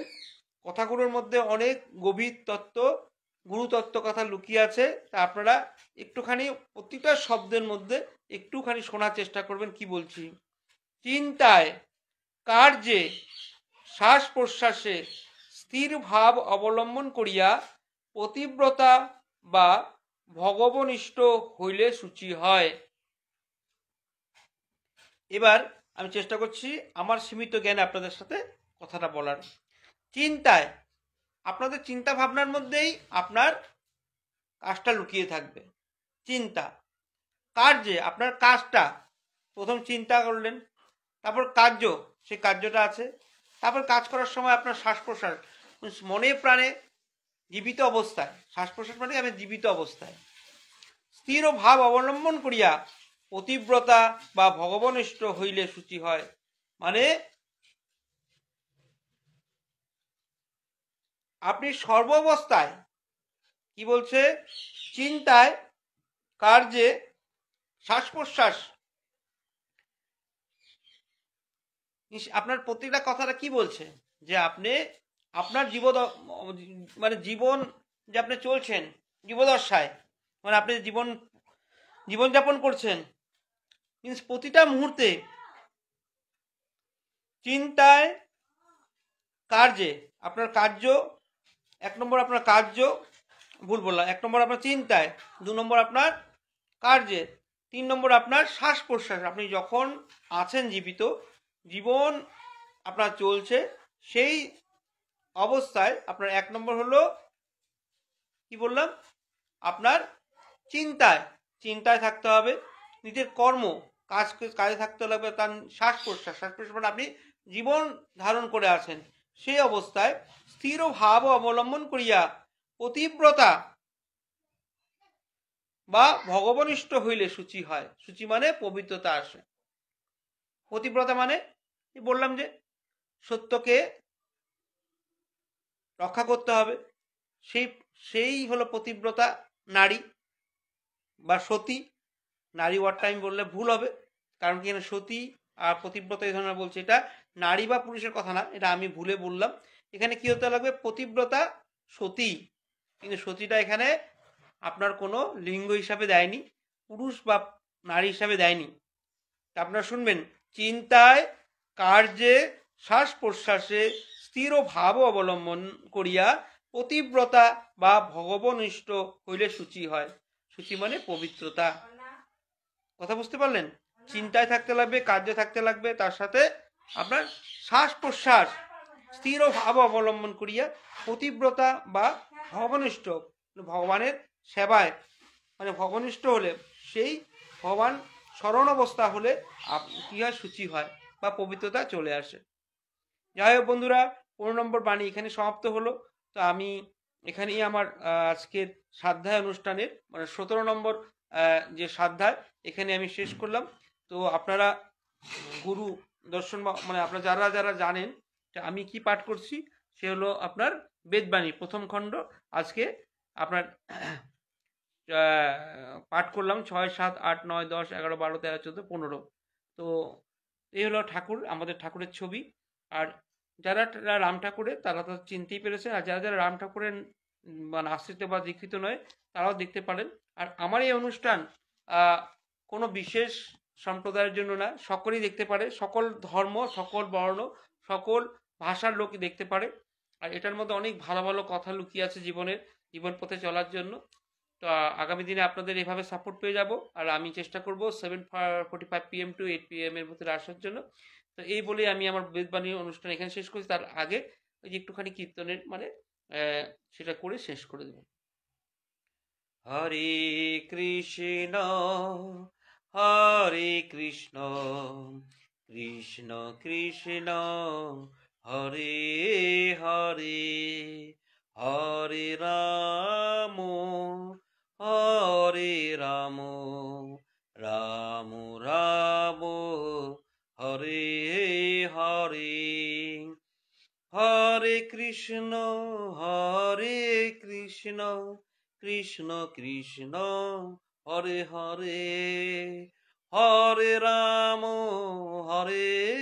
রাম রাম রাম হরে হরে হরে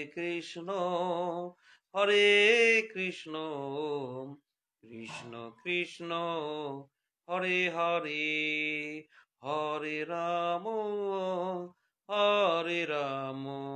রাম রাম হরে হরে। তো ধন্যবাদ বন্ধুরা পাশে থাকার জন্য। এইভাবে আপনারা আমাকে সাপোর্ট করবেন, এইভাবে আপনারা আপনাদের ব্লেসিংস দিবেন, তো সেই আশা রাখি। আর যারা যারা ভিডিওটা দেখলো তাদেরকে অনেক অনেক ধন্যবাদ। আর আপনারা চেষ্টা করবেন আপনাদের বাড়ির বৃদ্ধ বৃদ্ধা আর বয়স্ক যারা আছে তাদেরকে দেখানোর, তার সাথে সকল বয়সের লোকই, সকল ধর্মের লোক, সকল ভাষার লোক আমার এই অনুষ্ঠান দেখতে পারে। আর এইটার অনুষ্ঠানটার কারণটা আপনারা সকলেই জানেন, যে আমি আমার মা বাবাকে সে শোনানোর ইচ্ছা ছিল কিন্তু সম্পূর্ণ হয়ে ওঠে নাই, তাই এই অনুষ্ঠান আমি আরম্ভ করেছি। তো আগামী দিনে আপনারা পাশে থাকবেন। আর আমি যদি কোনো রকম ভালো ভিডিও হয় আজকে বা আগামীকাল বা পরশু যখনই হয় আমি আপনাদের কাছে নিয়ে আসবো। এই কথা আগেও দিয়েছি, এখনও দিলাম। আপনারা ভালো থাকবেন, সুস্থ থাকবেন। এখানেই আমার আজকের ভিডিও শেষ করলাম। শুভরাত্রি।